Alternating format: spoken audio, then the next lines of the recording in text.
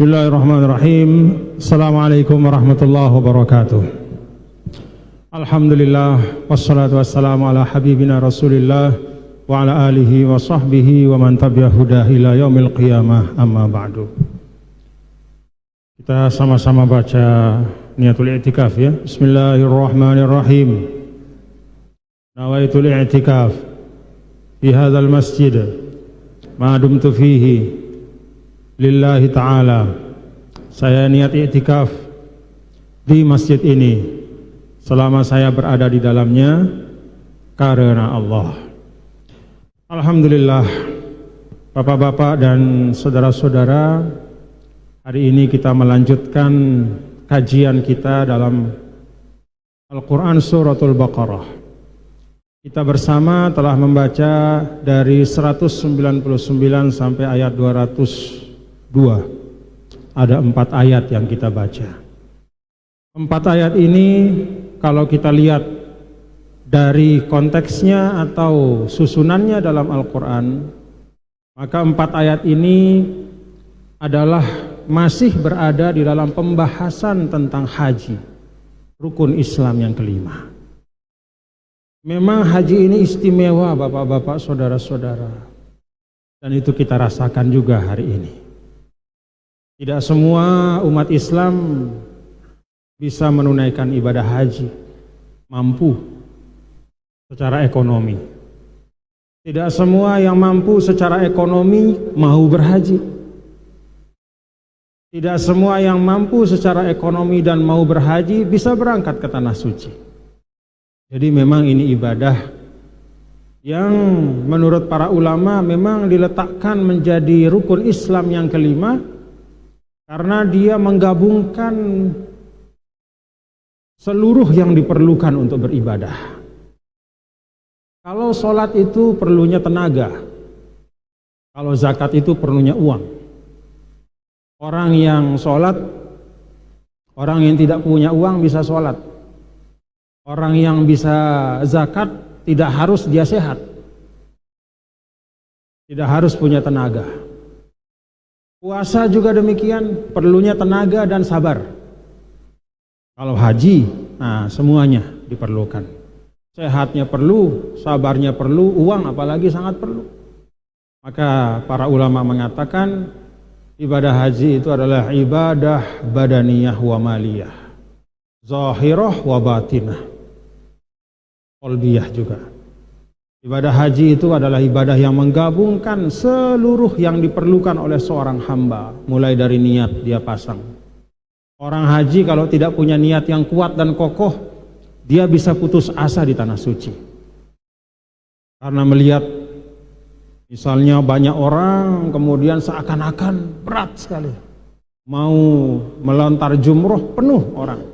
Mau tawaf ifadah nggak bisa bergerak di sekitar Ka'bah. Perlu niat yang kokoh. Dia juga perlu tenaga, karena memang ibadah haji itu sebagian manasiknya itu memang membutuhkan gerak. Kalau wukuf di Arafah diam, namanya wukuf. Tapi kalau tawaf, sa'i, itu perlu tenaga. Demikian juga perlu harta. Tadi sudah ibaratnya. Bahkan di Indonesia ini yang berharta pun itu tidak bisa serta-merta berangkat. Ada daerah-daerah yang harus menunggu kuota. Antrinya sampai 30 tahun. Jadi begitu dia lahir didaftarkan sama orang tuanya, nanti usia 30 tahun dia baru bisa berangkat. Kalau dia usia 20 mendaftar, nanti usia 50 tahun dia baru bisa berangkat. Kecuali kalau ada perubahan di tanah suci. Misalnya pemerintah Saudi membuka kuota 3 kali lipat misalnya, maka bisa jadi antrean itu akan semakin pendek. Ini ilustrasi bapak-bapak, saudara-saudara, bahwa memang ibadah haji itu adalah ibadah yang khusus. Karena itu kalau kita lihat dalam Suratul Baqarah, kita baca dari beberapa majelis yang lalu itu ada beberapa ayat, dimulai dari wa atimmul hajja wal umrata lillah. Ayat 196 ya. Nah, kemudian terus sampai sekarang ini 4 ayat juga masih tentang ibadah haji. Kita sama-sama sudah baca, mari kita lihat terjemahnya. A'udzubillahi minasyaitonirrajim. Bismillahirrahmanirrahim. Tsumma afidu min haitsu afadhan nas. Dan kemudian kemudian afidu, bertolaklah kalian semua tanpa kecuali, min haitsu, dari arah atau dari tempat, afadhan nas, orang banyak bertolak. Wastaghfirullah, dan mohon ampunlah kepada Allah, beristighfarlah. Innallaha, sesungguhnya Allah, Ghafur, maha mengampuni dan maha menyayangi. Fa idza qadaitum, dan apabila kamu telah usai, manasikakum, menyelesaikan manasikmu, fadzkurullah, maka berzikirlah kepada Allah, kadzikrikum aba'akum aw ashadda dzikra, sebagaimana engkau menyebut-nyebut orang tuamu, nenek moyangmu, aw ashadda dzikra, atau lebih lagi dari itu. Faminan nas, maka sebagian dari manusia, mayyaqulu, ada yang berdoa, Rabbana atina fid dunya, wahai Rabb kami, berikanlah kami di dunia kebaikan, nikmat, segala macam karunia, wa ma lahu fil akhirati min khalaq, dan tidaklah baginya ada bagian apapun di akhirat kelak. Wa minhum, dan sebagian di antara mereka yang lain, mayyaqulu, yang berdoa, Rabbana atina fid dunya hasanah, wahai Rabb kami, berikanlah kami di dunia hasanah, kebaikan, wa fil akhirati hasanah, dan di akhirat kebaikan, wa qina azabannar, dan lindungilah kami dari api neraka. Ulaika, mereka itu, lahum, yang bagi mereka, nasibum mimma kasabu, mendapatkan nasib. Nasib itu artinya bagian, mimma kasabu, dari apa yang mereka kerjakan, apa yang mereka doakan. Wallahu sari'ul hisab, dan Allah Subhanahu wa taala maha cepat perhitungannya. Bapak-bapak saudara, ada beberapa hal yang bisa kita ambil dari 4 ayat ini. Pertama, tsumma afidu min haitsu afadhan nas, wastaghfirullah, innallaha ghafurur rahim. Yang pertama, sebagian riwayat tentang ayat 199 ini menceritakan bahwa dulu ada sekelompok orang Quraisy yang tidak mau wukuf di Arafah. Mereka mencukupkan diri untuk wukuf atau berdiam di Muzdalifah. Mereka mengatakan, kami ini orang-orang Quraisy yang memang tinggal di tanah haram, sedangkan Arafah itu bukan tanah haram, maka kami tetap saja di sini, tidak mau kami ikut dengan orang lain yang bukan orang Quraisy yang wukufnya di Arafah. Maka ditegurlah oleh Allah dan diperintahkan orang-orang Quraisy itu, walaupun mereka tinggal di Mekah, walaupun mereka asli Mekah, tapi kalau urusan wukuf, ikutlah dengan yang lain, wukuflah bersama-sama di Arafah. Pelajarannya dari ayat ini adalah Islam itu mengajarkan, istilah orang sekarang itu adalah inklusif. Ya. Islam itu tuntunannya untuk semua, jangan ada yang mau diistimewakan. Anda orang Arab, Anda orang Indonesia, Anda orang Jepang atau mana saja, selama la ilaha illallah Muhammad Rasulullah, maka sholatnya sama, hajinya sama, zakatnya sama, puasanya sama. Tidak ada keistimewaan atas sekelompok orang di atas yang lain. Jadi kalau gampang-gampangnya, dalam Islam itu kita semua punya peluang yang sama masuk surga. Kita semua punya peluang yang sama untuk menjadi kekasih Allah, untuk menjadi orang baik, sama semua. Tidak ada istilah, oh karena keturunan si A maka dia pasti dapat jalur cepat. Tidak ada. Man batta'a bihi amaluhu lam yusri bihi nasabuhu. Orang yang amalnya pelan tidak akan mungkin bisa dipercepat dengan nasabnya. Dia keturunan orang hebat tapi malas-malesan, Nanti Allah akan balas itu bukan berdasarkan keturunannya, tapi berdasarkan amalnya. Ini yang pertama yang penting, pengingat. Karena itu pada saat Hajjatul Wada dulu Nabi kita, Nabi besar Muhammad sallallahu alaihi wasallam itu menyampaikan pesan, la fadla li arabin ala a'jamin wala li ahmaru ala aswad illa bittaqwa.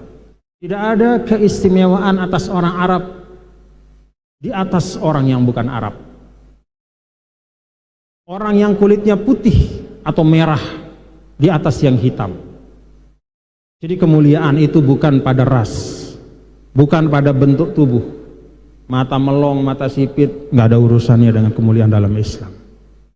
Keturunan siapa Anda, nggak ada urusannya kemuliaan dalam Islam. La fadla li arabiyyin ala a'jamin.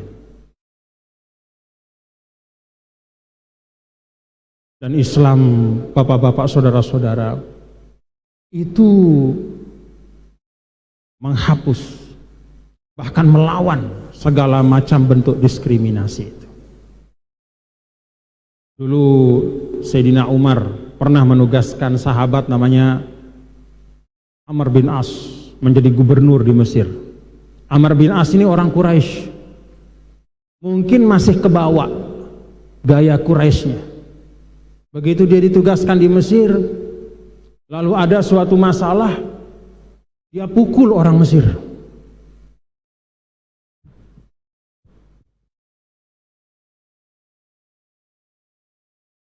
Dalam sebagian riwayat, anaknya. Mungkin merasa orang Arab, Quraisy, sukunya Nabi. Pergi dia ke Mesir, bertugas memimpin di sana. Orang Mesir itu bukan orang Arab, bukan orang Quraisy, orang Afrika. Begitu memimpin di sana, dia pukul. Dipanggil oleh Sayyidina Umar, dimarah habis. Apa kata Sayyidina Umar? Matasta'badtumun nas waqad waladatuhum ummahatuhum ahrara. Sejak kapan kamu memperbudak manusia padahal ibu mereka melahirkan mereka dalam keadaan merdeka? Itu Islam. Karena itu Islam membuka ruang kebaikan untuk siapapun, apapun sukunya, apapun bangsanya. Maka kalau kita lihat para ulama yang telah menyebarkan Islam di dunia, ulama yang karya-karyanya itu dipelajari sampai saat ini. Ada ulama besar namanya Imam Ghazali. Apakah dia orang Arab? Bukan. Dia orang Persia. Jadi Imam Ghazali itu bukan orang Arab. Apalagi orang Quraisy. Dia dari Tus namanya. Tus itu daerah di Iran hari ini. Daerah Iran, Persia. Tapi dia belajar. Jadi kunci untuk bisa berkarya untuk agama itu belajar. Belajar saja. Maka Imam Ghazali yang bukan orang Arab ini menghasilkan kitab Ihya Ulumuddin. Wah, yang tulisannya pun keindahan tulisannya itu mengherankan sendiri orang Arab. Orang Arab sendiri tidak bisa menulis seindah itu. Sampai kata Imam Nawawi, ini orang Arab asli Imam Nawawi. Apa katanya? Kadal ihya'u ayyakuna Qur'anan.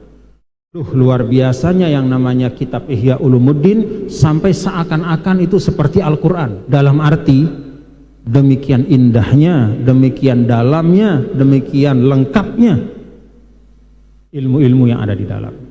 Siapa yang menulis? Bukan orang Arab, orang Persia. Kalau kita lihat 6 ulama besar dalam ilmu hadis yang kitab-kitab mereka itu paling sahih dalam hadis, mulai dari Imam Bukhari, Muslim, Abu Dawud, Tirmizi, Nasai. Siapa lagi satu? Ibnu Majah. Apakah mereka itu orang Arab? Tidak, mayoritas bukan orang Arab. Imam Bukhari menurut riwayat yang kuat bukan orang Arab. Jadi Imam Bukhari yang mengarang Sahih Bukhari, yang menghimpun hadis-hadis Nabi yang paling sahih, yang semua ulama sepakat as-sahhul kutub ba'dal Quran, kitab di atas bumi ini hari ini, kitab di atas bumi yang paling sahih kedua setelah Al-Quran namanya Sahih Bukhari. Itu bukan orang Arab yang nulis. Imam Nasai orang Persia, Imam Tirmidzi juga, Imam Nasai, Abu Dawud, Ibnu Majah, itu bukan orang Arab. Demikian juga dalam ilmu-ilmu yang lain. Ada ahli matematika namanya Al-Khwarizmi, itu bukan orang Arab, dari Khwarizm. Khwarizm itu di Asia Tengah, bukan negara Arab. Itu termasuk penduduknya keturunan Persia dan Turki. Ada lagi siapa? Ibnu Sina, ahli kedokteran, yang kalau orang Barat mengatakan Avicenna, itu bukan Arab juga, bukan orang Arab. Al-Kindi, ahli filsafat Islam pertama, bukan orang Arab. Ibnu Rushd, nah kalau Ibnu Rushd itu ada perbincangan di situ. Tetapi banyak sekali, sangat banyak ahli kedokteran, ahli fisika, ahli optik, mata itu. Kemudian ada namanya Ibnu Battutoh, banyak sekali, tidak terhitung. Itu adalah orang-orang bukan orang Arab, apalagi orang Quraisy. Tapi merekalah karyanya yang menghiasi dunia Islam hari ini. Apakah orang Indonesia bisa menghiasi karya dunia? Bisa, dan ada. Dulu ada Imam Nawawi, Al-Bantani, ada banyak guru-guru orang Indonesia yang dulu menjadi guru di Masjidil Haram. Jadi bapak-bapak saudara, Islam itu membuka ruang untuk semua. Maka dalam Islam itu kaedahnya sederhana, innalladzina amanu wa amilus sholihat. Orang yang beriman dan beramal soleh, apapun suku bangsanya, apapun rasnya, bahkan dalam kadar tertentu, apapun agamanya. Kalau urusan tentang kebangsaan, hidup secara kemasyarakatan, hidup sosial, apapun agamanya, Islam memberikan ruang. Contoh, Nabi dulu ketika ke Madinah, Nabi membuat piagam Madinah, dan piagam Madinah itu bukan hanya mencakup orang Islam, bukan hanya orang Muhajirin dan orang Ansor, tapi piagam Madinah itu juga mencakup orang-orang Yahudi yang hidup di Madinah, orang-orang Arab yang belum masuk Islam, yang mau ikut tunduk di Madinah. Itu semua mendapat perlindungan. Jadi kalau harta mereka terampas, mereka mendapatkan perlindungan hukum. Dan banyak kejadian di dalam sirah Rasulullah SAW dan para sahabat, di mana ketika terjadi perselisihan hukum antara Muslim dan non-Muslim, yang dilihat bukan agamanya, tetapi di mana kebenaran itu ada. Itu Islam. Jadi jangan gaya-gayalah dalam Islam. Wah, ini orang Arab, wah istimewa. Enggak, banyak orang Arab yang bisa ngaji. Banyak. Bahkan kalau kita ke tanah suci, banyak orang Arab yang aneh-aneh. Ya. Yang hebat tentu saja sangat banyak, tetapi yang aneh-aneh juga tidak kurang banyaknya. Sampai dalam Al-Quran ada disebut Al-A'rabu asyaddu kufran wa nifaqa. Orang-orang Arab di Badui yang tinggal di sekitar Madinah, itu kufurnya melebihi kufur yang lain, itu kata Allah. Munafiknya melebihi munafik yang lain. Itu sebagai pengingat. Jadi baik buruk itu bukan ukurannya pada nasab kita. Ada Abu Jahal, orang jahat, anaknya Ikrimah menjadi pejuang Islam.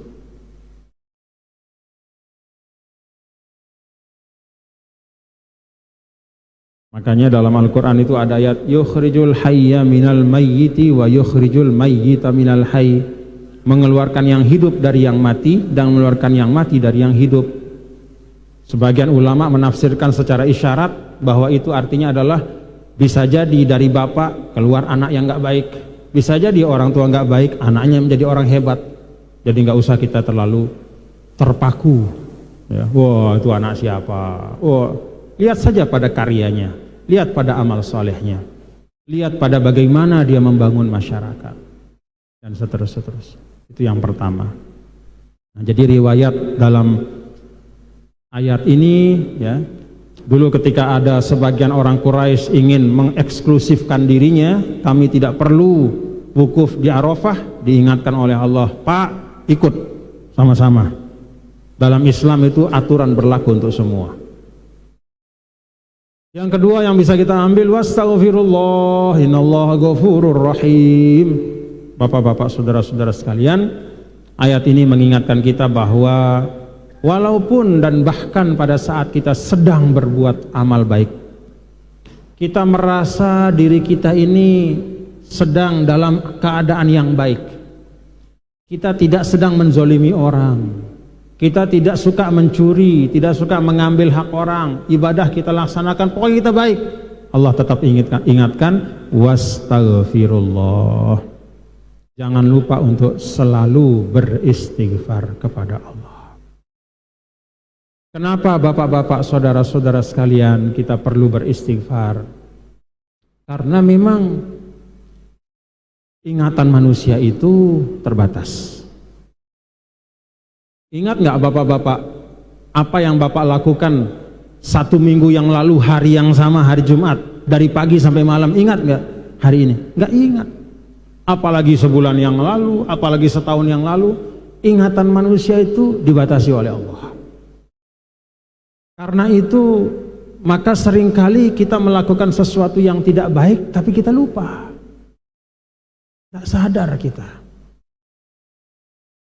Lebih-lebih naluri manusia itu lihubbil khairi la syadid, cenderung untuk mengingat kebaikannya, cenderung untuk mengingat sesuatu jasanya itu jauh lebih kuat dibanding mengingat kekurangannya. Betul bapak-bapak? Ya, memang itulah kita. Sangat mudah mengingat kebaikan kita, lupa kekurangan kita, dan mudah mengingat kekurangan orang, lupa kebaikan orang. Itu manusia.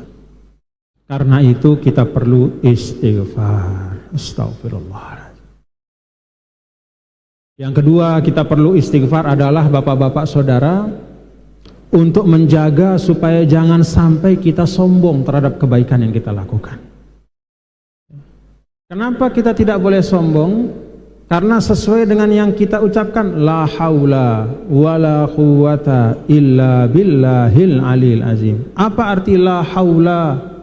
La tahawula an maksiatin wala quwata ay la quwata ala ta'atin illa billahil aliyyi qadruhu al azimi martabatuhu. Tidak ada kemampuan menghindar dari maksiat, tidak ada kemampuan untuk menjalankan taat kecuali ada kekuatan dari Allah. Karena itu kebaikan kita juga ada Allah di situ, yaitu Allah yang mampukan kita. Kalau kita bisa menghindar dari kemaksiatan, orang ramai-ramai ngumpat, kita diam saja, oh alhamdulillah, maka di situ juga ada Allah. Karena Allah yang memampukan kita untuk tidak berbuat itu. Oleh karena itu di sini diajarkan kita wastaghfirullah dalam setiap keadaan. Baik keadaan kita memang dalam keadaan berbuat sesuatu yang tidak baik, maka kita segera taubat dan istighfar, ataupun kita sedang menjalankan sesuatu yang baik, maka jangan lupa untuk juga tetap membaca istighfar. Berapa kali Rasul sallallahu alaihi wasallam memberikan panduan, wa inni la astaghfirullah fil yaumi mi'ata marrah. Aku beristighfar 100 kali sehari semalam. Nabi yang tidak punya dosa, nah, apalagi saya, apalagi kita.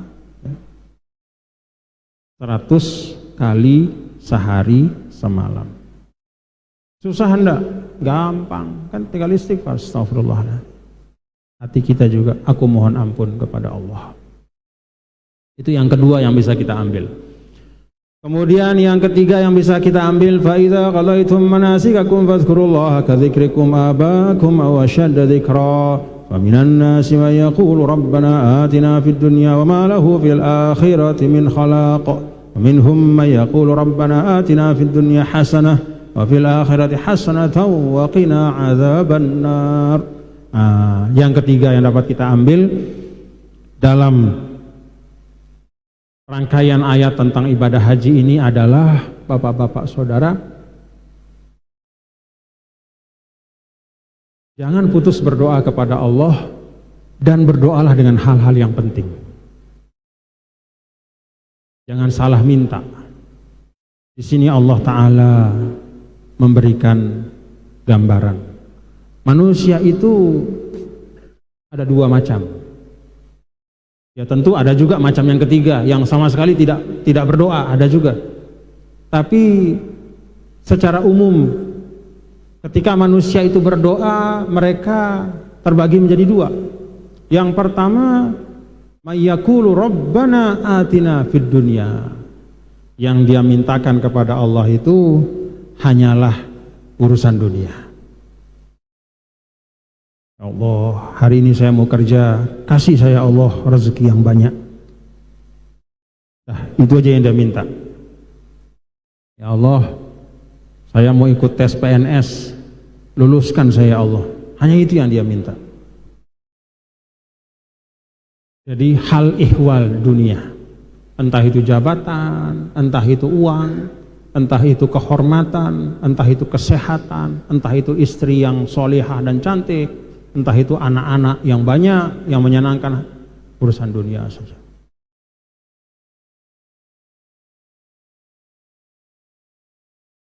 Karena dia hanya minta dunia, kata Allah, wa ma lahu fil akhirati min khalaq.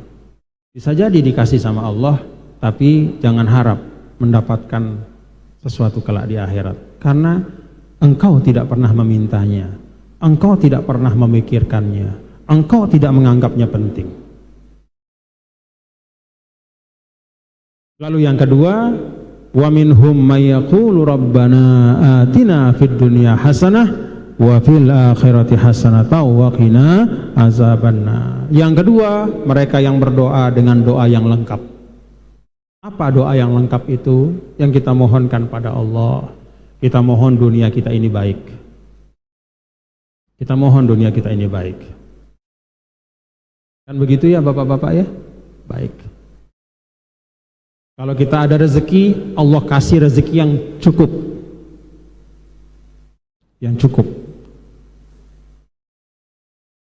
Karena al-ghina itu arti asasnya itu bukan kaya tapi cukup. Repot kita kalau kaya tapi tidak merasa cukup. Akhirnya selalu melirik harta orang. Tapi kalau kita dicukupkan oleh Allah, maka yang ada itu sangat terasa berkahnya untuk kita. Nah, kita berharap dunia kita ini baik. Ya, kalau bicara dunia, tidak habis-habisnya kebutuhan. Tapi, kata Imam Hasan al-Basri, ya, ada 3 kebaikan dunia yang patut dimintakan secara khusus selain yang lain-lain. Yang pertama adalah al-ilmun nafi'. Kita mendapatkan ilmu yang bermanfaat di dunia ini. Jadi ilmu yang bermanfaat itu apa? Ilmu yang membuat kita bisa menempuh semua yang kita lakukan dengan baik. Kalau kita menjadi petani, kita punya ilmu tentang bertani yang baik, maka hasilnya baik. Kalau kita menjadi ustadz, maka kita punya bahan pengetahuan keislaman yang cukup, sehingga kita bisa memberikan arahan yang baik kepada umat. Kalau kita menjadi pedagang, kita tahu ilmu jual beli sehingga kita mendapat keuntungan yang wajar. Itu al-ilmun nafi'. Ilmu yang membuat kita menjalani kehidupan ini dengan baik. Lalu yang kedua, al-ilmun nafi' itu kategorinya, kalau kata para ulama, al-ilmul ladzi yusmirul khasyah. Jadi ilmu yang pada akhirnya membuat kita semakin takut kepada Allah. Jadi kita punya ilmu tentang berdagang, lalu kita amalkan ilmu berdagang kita itu, kita jalani dengan baik, dengan jujur, ya, dengan sesungguh-sungguhnya, amanah, dan itu pada akhirnya membuat kita takut untuk curang berdagang. Nah, itu ilmu yang bermanfaat. Sebagai ustadz kita punya ilmu, kita sampaikan sesuai dengan bahasa ilmu kita, dan pada saat yang sama membuat kita takut untuk berkhianat pada ilmu. Takut kita khianat pada Allah.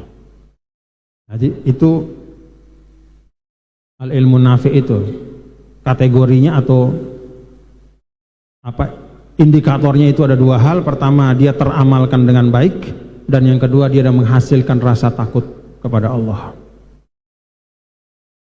Jadi Imam Hasan Basri mengatakan kebaikan di dunia yang utama pertama al-ilmun nafi'.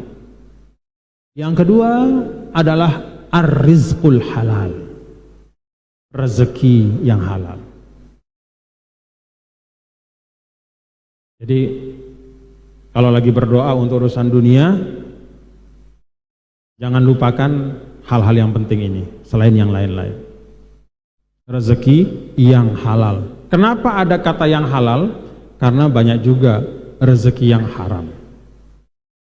Keharaman sesuatu atau kehalalannya itu bergantung dari pertama zatnya, yang kedua prosesnya. Ada sesuatu itu halal tapi prosesnya tidak baik, dia menjadi haram. Lalu yang ketiga, kata Imam Hasan Basri, yang patut untuk kita mintakan sebagai hasanah di dunia adalah al-ibadatul maqbulah, yaitu ibadah yang diterima oleh Allah.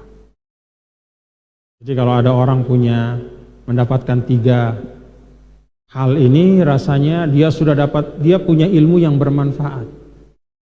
Lalu dia mendapatkan rezeki yang halal. Lalu ibadahnya itu diterima dan dikabulkan oleh Allah. Karena dilaksanakan dengan baik, dengan ikhlas, semuanya karunia dari Allah, maka itu hasanah di dunia. Dengan ilmu yang bermanfaat, maka kalau dia berkeluarga, dia bisa tahu hak dan kewajibannya dalam rumah tangga. Kalau dia bekerja di pemerintahan, dengan ilmu yang bermanfaat, dia tahu hak dan kewajibannya, dan seterusnya. Nah, itu hasanah di dunia. Wa fil akhirati hasanah. Dan hasanah di akhirat, kalau kata Imam Hasan Basri, adalah al-fauzu bil jannah, yaitu mendapatkan surga.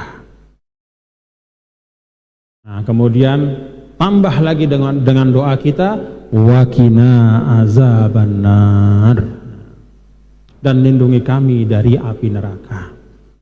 Kenapa tidak cukup minta masuk surga saja? Kenapa harus minta supaya dilindungi dari api neraka? Karena ada juga ahli surga yang sebelumnya harus tinggal dulu di neraka. Nah, kita mohon sama Allah, jangan yang seperti itu. Artinya kalau masuk surga, ya masuk surga aja lah begitu. Jangan ngekos di neraka dulu begitu. Nauzubillah min dzalik. Nah, yang ketiga yang bisa kita ambil dari rangkaian ayat ini adalah berdoalah dengan yang memang hal-hal penting. Jangan berdoa dengan yang remeh-temeh, ya, hal-hal kecil, sampai akhirnya melupakan hal-hal yang besar. Tapi kalau mendoakan banyak hal, ya, detail dia minta kepada Allah, ya Allah, saya minta saya berdagang nanti untung ya Allah, keluar dari rumah saya selamat di jalan ya Allah, ketemu di jalan saya jumpa sama orang-orang baik ya Allah, saya makan juga makanan yang enak ya Allah hari ini, saya tidurnya nyenyak, Saya kalau lewat toko punya uang untuk beli baju yang ada di toko itu. Semua dia minta. Boleh-boleh saja, tapi jangan lupakan yang lebih penting. Jadi jangan yang remeh-temeh, tapi yang penting dilupakan. Bahkan sebagian ulama mengatakan jarang manusia yang mampu berdoa dengan khusyuk dari awal sampai akhir. Karena itu mintalah hal-hal yang memang benar-benar penting. Dulu ada orang, ya, sahabat yang panjang umurnya, namanya Anas bin Malik. Jadi Anas bin Malik ini sahabat yang umurnya lebih dari 100 tahun.